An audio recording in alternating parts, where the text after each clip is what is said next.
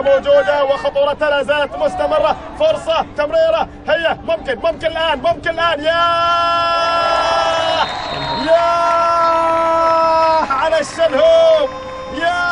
على الشلهوب، وهنا الشوالي يعني يحتفل بطريقته الخاصة، لكنه بعد ذلك يفقد توازنه، يبتسم، يضحك الجميع. ولدينا هنا أيضا ابتسامة الشلهوب.